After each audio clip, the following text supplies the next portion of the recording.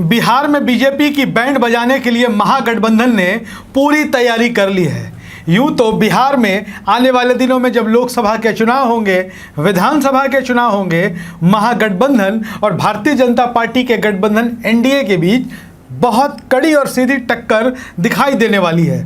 दोनों तरफ से योद्धा लगभग तैयार हैं और किस तरीके से लोकसभा और विधानसभा चुनाव में एक दूसरे को चित करना है, इसकी तैयारियां चल रही हैं। लेकिन महागठबंधन की ओर से तैयारियां जोरों शोरों पर हैं और ईमानदारी की बात करें तो एनडीए की तरफ से केवल बयानों के तीर चल रहे हैं, जबकि जो ज़मीनी हकीकत है, जो ज़मीनी तैयारियां हैं, वो महागठबंधन की ओर से चल रही हैं।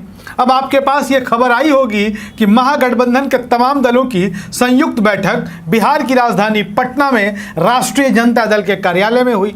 राष्ट्रीय जनता दल के प्रदेश अध्यक्ष जगदानंद सिंह इसकी अध्यक्षता कर रहे थे। जनता दल यूनाइटेड की ओर से जनता दल यूनाइटेड के प्रदेश अध्यक्ष उमेश सिंह कुशवाहा मौजूद थे। कांग्रेस की ओर से पूर्व मंत्री और कार्यकारी अध्यक्ष रहे डॉक्टर अशोक कुमार राम इस बैठक में मौजूद थे। सीपीआईएम के नेता थे, सीपीआईएमएल के नेता थे, हिंदुस्तानी अवाम मोर्चा सेकुलर जीतन राम मांझी की पार्टी के नेता थे।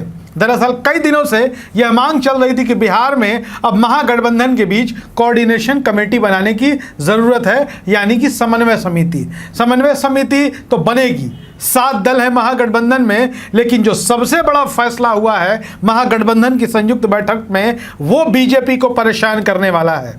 दरअसल ना सिर्फ स्टेट लेवल पर महागठबंधन की कोऑर्डिनेशन कमेटी बनेगी, बल्कि प्रदेश से लेकर पंचायत स्तर तक महागठबंधन की एक कोऑर्डिनेशन कमेटी, समन्वय समिति बनेगी।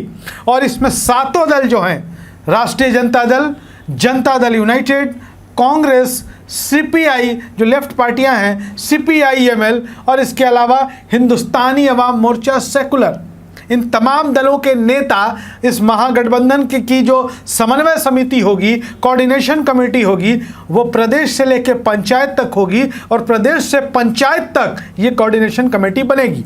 अब आपको बता दें कि ये कमेटी सिर्फ चुनावी तैयारियों के लिए नहीं होगी। दरअसल आपने देखा होगा कि भारतीय जनता पार्टी में लगातार अपने संगठन को उधार देने के लिए, संगठन को चुनाव में महत्वपूर्ण भूमिका किस तरीके से निभाई जा सके और कैसे जीत में तब्दील किया जा सके संगठन की भूमिका को, इस पर बीजेपी काम करती है। तो लगातार आपको बूथ प्रभारी, पन्ना प्रभारी तक आपको बीजेपी में नजर आते होंगे। अब उसी तरीके से माइक्रो लेवल पे महागठबंधन ने तैयारी शुरू कर दी है।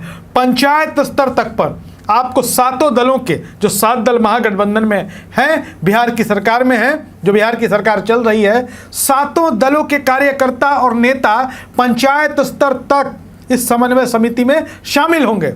और सिर्फ चुनाव की तैयारियां ही नहीं होंगी, बल्कि चुनाव में भी 1 साल का वक्त बचा हुआ है लोकसभा के चुनाव में। तो केंद्र सरकार की नाकामियों के खिलाफ लगातार जो आंदोलन होंगे, धरना प्रदर्शन, जो भी लोकतंत्र में जो विरोध प्रदर्शन का तरीका होता है, महागठबंधन के तमाम दल और उनके नेता मिलजुल कर करेंगे।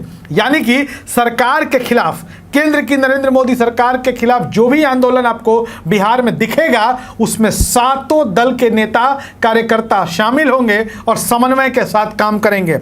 इसके साथ ही हम आपको बता दें कि केंद्र सरकार के जिन मुद्दों को लगातार निशाना बनाया जा रहा है महागठबंधन के द्वारा, उसमें महंगाई है, बेरोजगारी है, संवैधानिक संस्थाओं का दुरुपयोग है, केंद्रीय एजेंसियों का दुरुपयोग है, संविधान के साथ जो छेड़छाड़ हो रहा है, दलितों से जुड़े, किसानों से जुड़े मुद्दे, अग्निवीर का भी मुद्दा, महागठबंधन इसे भी छोड़ने नहीं जा रही है। गांव-गांव में, गलियों में, मोहल्लों में, पंचायतों में ये कोऑर्डिनेशन कमेटी के नेता जाएंगे, लोगों से संवाद करेंगे और केंद्र सरकार के खिलाफ जो माहौल बनाने का काम है वो महागठबंधन के नेता करेंगे। एक पूरा कार्यक्रम तय होगा और इस कार्यक्रम के हिसाब से महागठबंधन की समन्वय समिति जो है काम करेगी। 15 जून को आंदोलन है संपूर्ण क्रांति दिवस के अवसर पर, यह भी आपको पता होगा। उसमें भी ये 7 दल के नेता शामिल होंगे और केंद्र सरकार के खिलाफ हल्ला बोल होगा। तो जिस तरीके से महागठबंधन तैयारी कर रही है भारतीय जनता पार्टी से निपटने के लिए, वो तैयारी बताती है कि महागठबंधन बहुत गंभीरता से लोकसभा के चुनाव और विधानसभा के चुनाव को लेने जा रही है। और भारतीय जनता पार्टी की तरफ से बयानों के तीर चल रहे हैं। भारतीय जनता पार्टी का गठबंधन अभी तक साफ नहीं हो पाया है। भारतीय जनता पार्टी के गठबंधन के सहयोगी आपस में ही भिड़े पड़े हैं। आप नाम ले सकते हैं पशुपति कुमार पारस का और चिराग पासवान की पार्टी का, राष्ट्रीय लोक जनशक्ति पार्टी, लोक जनशक्ति पार्टी रामविलास। अब तक चेहरा साफ नहीं हो पाया है एनडीए का, जबकि महागठबंधन में सब कुछ साफ साफ पानी की तरह दिखाई दे रहा है और लगभग सबके मन में यह साफ है कि आरजेडी जेडीयू की बड़ी भूमिका होगी, कांग्रेस, लेफ्ट और हम पार्टियां जो ये जूनियर पार्टनर की भूमिका में होगी।